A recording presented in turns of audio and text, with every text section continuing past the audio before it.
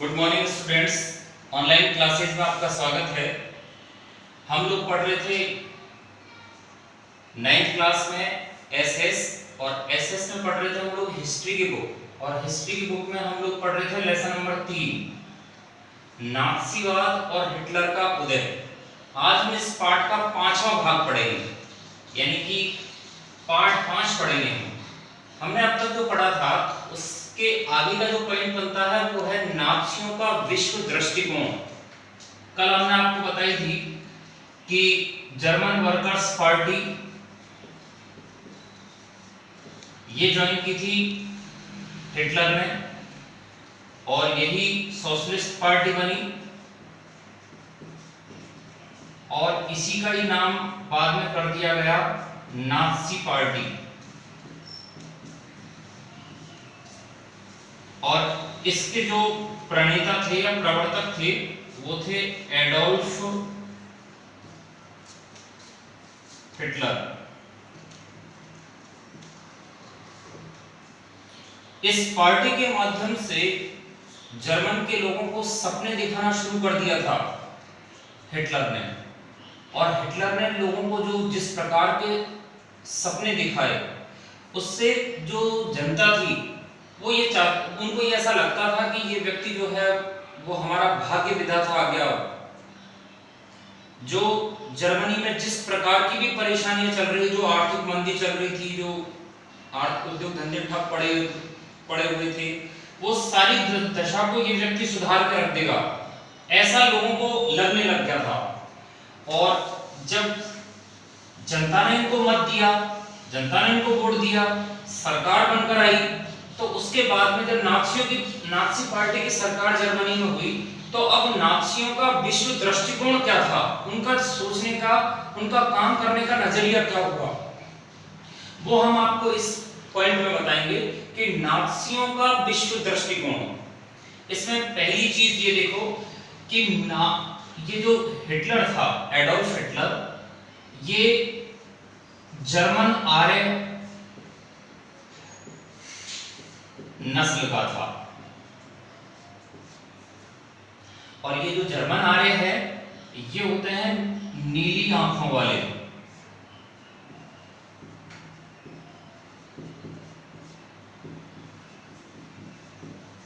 जिन्हें कहा जाता है जर्मन नॉर्डिक आर्य। इन्होंने जब इनकी सरकार बनी नाज़ियों की, तो इन्होंने क्या किया, अपने आप को पूरे जर्मनी में अपनी प्रजाति को श्रेष्ठ बताया कि इस पूरे ब्रह्मांड में, इस पूरे विश्व में, इस पूरी जर्मनी में यदि कोई श्रेष्ठ प्रजाति है, कोई श्रेष्ठ नस्ल है, तो वो है जर्मन आर्य। जब नाज़ी पार्टी की सरकार बनी जर्मनी में, तो इन्होंने अपने आप को श्रेष्ठ दिखाने की कोशिश की, अपने आप को श्रेष्ठ साबित किया, लोगों के सामने ये बताया कि नाज़ी जो है, यानी कि जर्मन आर्य जो हैं, उस नस्ल के जो लोग हैं वो इस सारी प्रजातियों में, जितनी भी मानव की प्रजाति है, उन सभी प्रजातियों में ये जो प्रजाति है जर्मन नॉर्डिक आर्य, ये सर्वश्रेष्ठ प्रजाति है। इसमें एक विशेष गुण पाया गया है। यहाँ इसी भौगोलिक क्षेत्र में पैदा हुए हम लोग, और हमारी एक विशेष प्रजाति है जो हमें दूसरी प्रजातियों से अलग और दूसरी प्रजातियों से श्रेष्ठ बनाती है। हमारे अंदर वो गुण हैं जो किसी अन्य प्रजातियों में नहीं है, ऐसा माना गया हिटलर के द्वारा। तो इन्होंने अपने आप को श्रेष्ठ साबित किया। देखो, जो हिटलर थे, हिटलर चार्ल्स डार्विन के सिद्धांत को मानते थे। चार्ल्स डार्विन जो थे वो एक प्रकृति वैज्ञानिक थे,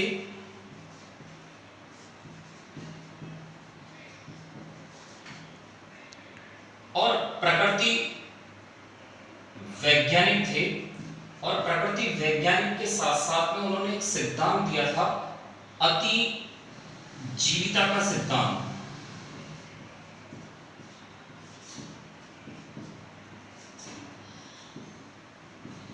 ये जो अति जीविता का सिद्धांत था वो उन्होंने केवल पादपों में दिया, पेड़ पौधों में दिया, उन्होंने ये कहा था कि जो प्रकृति में पाए जाने वाले जो भी पादप हैं, अगर वो उपयोग योग्य नहीं है तो उन्हें इस सृष्टि पर नहीं होना चाहिए।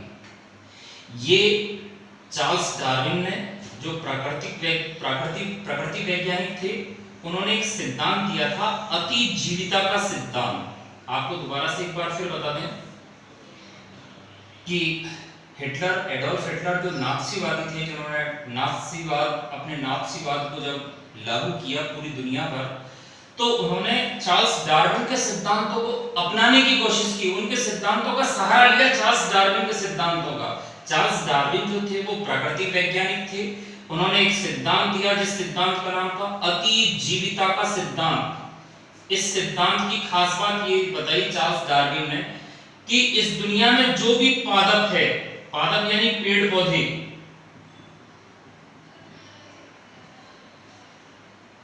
अगर कोई भी पादप पेड़ पौधे उपयोग योग्य नहीं है,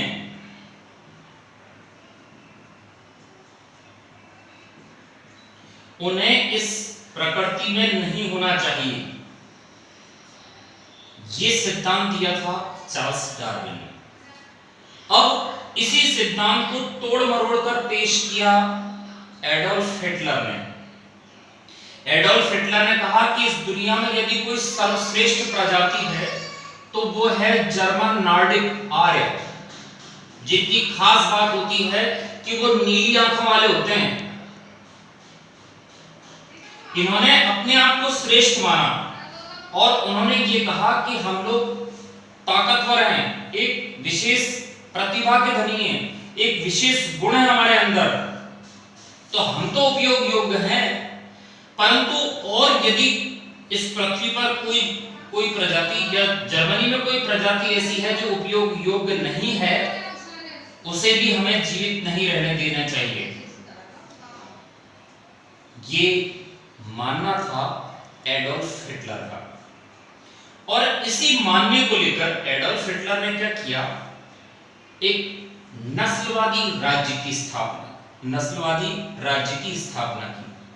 अपने आप को श्रेष्ठ बताया, नॉर्डिक जर्मन आर्य उसकी नस्ल थी, जो जर्मन के मूल निवासी थे, जिनकी खास बात ये थी कि वो नीली आंखों वाले होते हैं।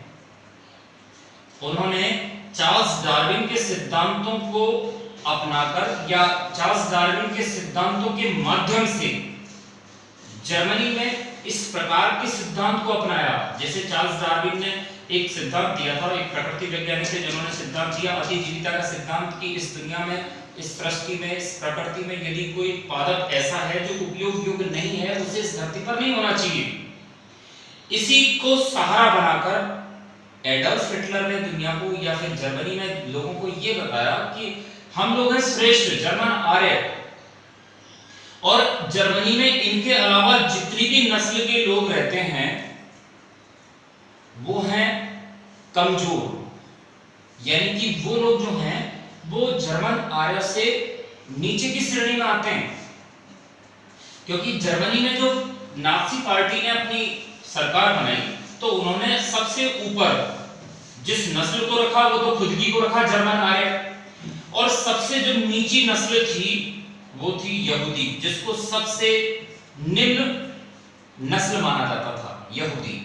इसके बीच में भी हालांकि और भी कई सारी उपजातियां या फिर यूं कहें नस्ल थी, मगर वो अपने रंग रूप और वर्ण के आधार पर, रंग रूप के आधार पर, कार्य व्यवसाय के आधार पर और जो जातियां थी वो यहूदी, ये आर्यों के, जर्मन आर्यों के और यहूदियों के बीच में थी वो जातियां।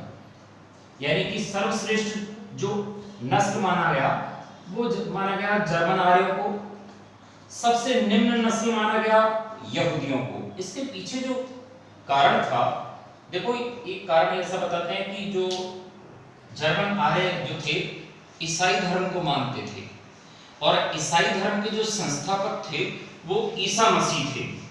और ऐसा कहते हैं कि ईसा मसीह को सूली पर चढ़ाने का जो कार्य किया था, माना जाता है कि ईसा मसीह को सूली पर चढ़ाने वाले जो लोग थे, जिस धर्म के थे, वो धर्म था यहूदी धर्म। और इसी को टारगेट करते हुए एडोल्फ हिटलर ने ये लोगों को ये बताया कि ईसाई धर्म का यदि कोई सबसे बड़ा शत्रु है तो वो है यहूदी धर्म।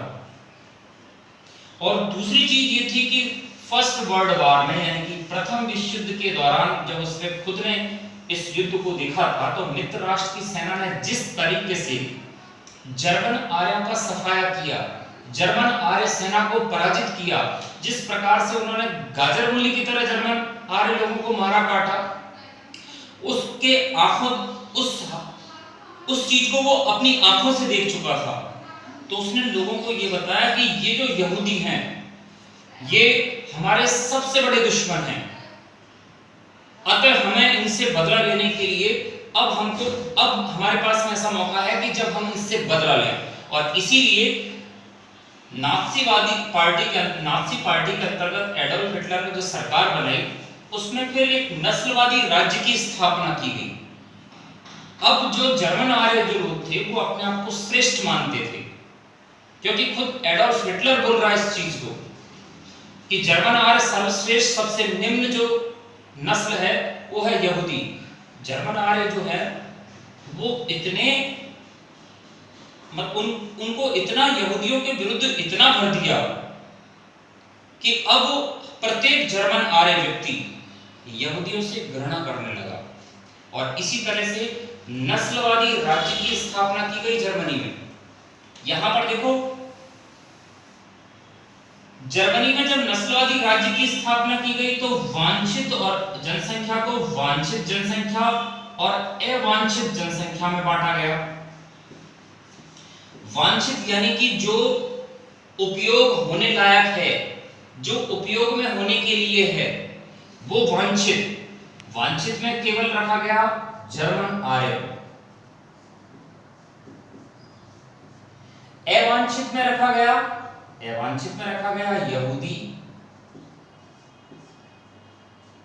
जिप्सी, पोलैंड के नागरिक।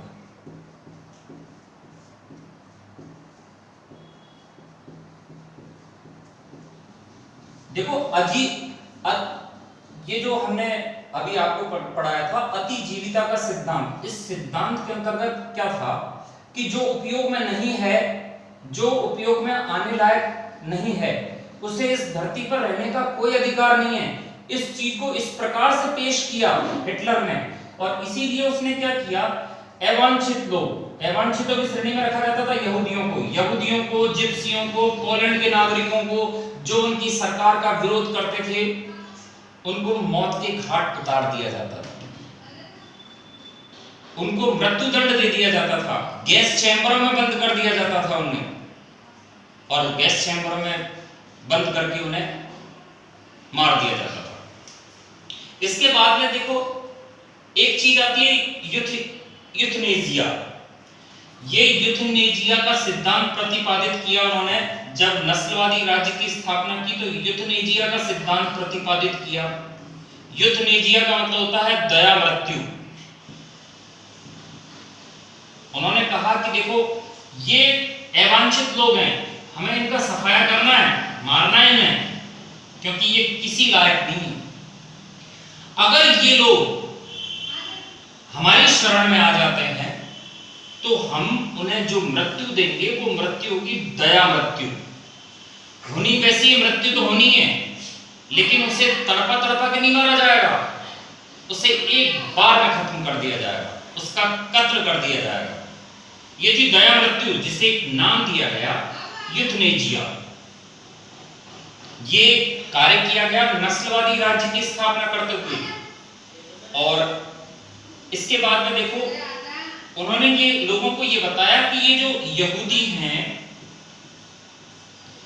यहूदी जो हैं वो आतन हत्यारे हैं। लोगों में इस प्रकार का संदेश दिया गया, आतन हत्यारे हैं, सूदखोर हैं। अब सूदखोर क्यों थे भाई? पहली चीज तो ये, यहूदी केवल व्यापार करने का काम करते थे जर्मनी में, और व्यापार के अलावा भी कोई काम करते थे तो वो उधार देने का काम करते थे। अब कोई उधार देगा तो उसके बदले में उससे ब्याज या सूद तो लेगा ही लेगा। इसीलिए उनको एक नाम दिया गया, उनका दुष्प्रचार किया गया कि यहूदी जो हैं वो आदतन हत्यारे हैं या फिर सूदखोर हैं। इस प्रकार के जो इनके विचार थे यहूदियों के प्रति, इनके इस प्रकार के विचार थे। और खास बात ये थी कि जर्मनी में यहूदी लोगों को उनकी जमीन का मालिक नहीं बनाया जाता था, चाहे जमीन उनकी हो, उन्होंने ही कब्जा कर रखा है, लेकिन उनको कभी उनके नाम से, उनकी जमीन को उनके नाम से कभी रजिस्टर्ड नहीं किया गया, उनको उनकी जमीन का मालिक नहीं बनाया गया। उनके जो घर होते थे, यहूदियों के घरों को कहा जाता था घेंटो, और घेंटो का मतलब होता है दड़बा, जो मुर्गियों को होता है वो। तो कहने का मतलब यह है यहूदियों के घरों को घेंटो कहा जाता था। घेंटो का मतलब होता है दड़बा। और ऐसा माना जाता था कि यहूदियों को यदि जर्मनी में रहना है और बचना भी है तो उनके लिए सिर्फ एक ही रास्ता है, और वो रास्ता था धर्म परिवर्तन का रास्ता। परंतु धर्म परिवर्तन करवाना तो एक चाल थी एडल्फ हिटलर की, वो तो किसी न किसी प्रकार से मानसिक रूप से या शारीरिक रूप से मौत के घाट उतारना चाहता था यहूदियों। इसके बाद में देखिए अब अगला पॉइंट आता है हमारा 3.2, नाज़ी कल्पना लोग यूटोपिया। देखो यहां पर क्या हुआ कि प्रत्येक तरीके से मैंने आपको बताया था कि जर्मनी में हिटलर के शासनकाल के दौरान यहूदियों को, जिप्सियों को, पोलैंड के नागरिकों को, रूसी नागरिकों को और जर्मनी के अपाहिजों को मौत के घाट उतारा गया था। जर्मनी के ही थे ये तो, जिनकी संख्या थी लगभग 70,000। उनको गैस चैम्बर में बंद करके मारा गया, दम घुट दिया उनका, जहरीली गैस छोड़ दी, ऐसा करके मारा गया। और ये जर्मन के जो अपाहिज थे इनको मारने का काम ऐसे चिकित्सकों ने किया, ऐसे वैज्ञानिकों ने किया, जिन वैज्ञानिकों में एक डॉक्टर भी थे जिसको हमने इस पाठ की शुरुआत में पढ़ा था। इस डॉक्टर के पुत्र का नाम था हेलमुट, जिसने द्वितीय विश्व युद्ध की हार के पश्चात सुसाइड कर लिया था, क्योंकि इस द्वितीय विश्व युद्ध में यहूदियों की विजय हुई थी, यानी कि मित्र राष्ट्रों की विजय हुई थी।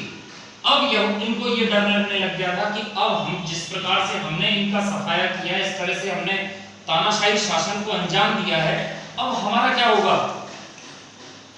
तो देखिए नाज़ी कल्पना लोग या यूटोपिया, इन्होंने एक कल्पना ऐसी बनाई, नाज़ियों ने एक कल्पना ऐसी बनाई कि हम लोग इस जर्मनी को या जर्मनी के जो भी विस्तारित क्षेत्र है, जो भी जर्मनी का भौगोलिक क्षेत्र है, उस क्षेत्र में कहीं पर भी यहूदियों को नहीं रहने देंगे, जिप्सियों को नहीं रहने देंगे, पोलैंड के नागरिकों को नहीं रहने देंगे, रूस के नागरिकों को नहीं रहने देंगे। जर्मनी का जितना बड़ा विस्तारित क्षेत्र होगा उस क्षेत्र में केवल अगर कोई रहेगा तो वो जर्मन नॉर्डिक आर्य लोग रहेंगे, क्योंकि यही सर्वश्रेष्ठ हैं। और इसी की उन्होंने कल्पना की थी। इसी कल्पना को अंजाम देने के लिए उन्होंने जनसंहार किया। अभी बताया था मैंने आपको किन किन को मारा था उन्होंने, युद्ध किए उन्होंने यहूदियों से, यहूदियों का, जिप्सियों का, पोलैंड के नागरिकों और रूस के नागरिकों का जनसंहार किया युद्ध करते हुए, और पोलैंड पर कब्जा कर लिया। देखो पोलैंड जो था ये, इस पर अधिकार था इंग्लैंड का। और हिटलर ने क्या किया, 1945 ईस्वी में पोलैंड पर अधिकार कर लिया। हम लोग पढ़ते हैं इस प्रश्न को कि द्वितीय विश्व युद्ध का तात्कालिक कारण क्या था। तो द्वितीय विश्व युद्ध का तात्कालिक, ये 39 में है ये, द्वितीय विश्व युद्ध का तात्कालिक कारण क्या था, जर्मनी का किस पर आक्रमण, पोलैंड पर आक्रमण। इससे पहले पोलैंड पर किसका किसका अधिकार था? इंग्लैंड का। इंग्लैंड जो है वो किस समूह में था? मित्र राष्ट्र में। और ये कौन से ग्रुप में था? ध्रुवीय राष्ट्रों में। इस वजह से फिर ये युद्ध शुरू हो गया 1939 में। तो यहां जनसंहार शुरू किया, युद्ध किए, पोलैंड पर कब्जा किया, और पोलैंड के जो नागरिक पोलैंड पर कब्जा करने के पश्चात देखो अब क्या हुआ कि यूरोप में जितने भी जर्मन आर्य थे उन सभी जर्मन आर्यों को बुलाया गया पोलैंड में, क्योंकि ये जो पोलैंड के नागरिक थे वो ये जो जर्मनी की सेना थी, जर्मनी की सेना मतलब पोलैंड को पूरी तरह से तितर-बितर कर दिया, तहस-नहस कर दिया। पोलैंड के लोग जो थे वो अपने घरों को छोड़कर भागने लगे, और जब उनको खाली जमीन मिली, पोलैंड मिला, तो उसके बाद में जर्मनी के जो जर्मन आर्य थे उन लोगों को वहां बसाया गया। इन लोगों को खदेड़ दिया पीछे की तरफ, और खदेड़ने के बाद में उनको जिस जगह रखा वो जगह थी जनरल गवर्नमेंट।